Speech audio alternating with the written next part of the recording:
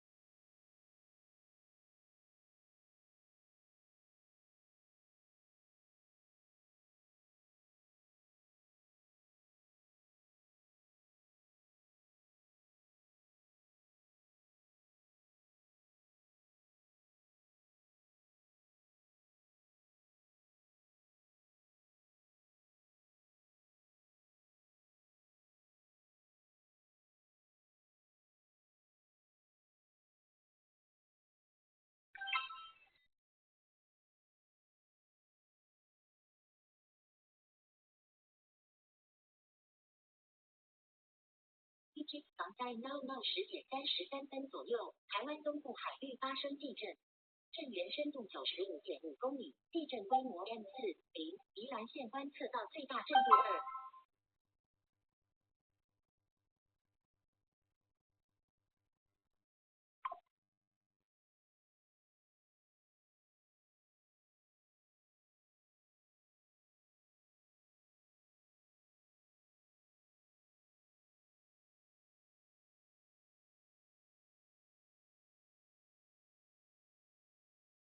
地震报告：早上10点33分左右，发生最大震度2级地震，震央位于台湾东部海域，震央深度为95.5公里，地震规模为4.0。这次地震最大震度2级地区线流动，竹县竹东，外震度1级地区宜兰县南澳、竹县关西、竹县峨眉、新北市汐止、花莲县太鲁阁、苗栗县南庄。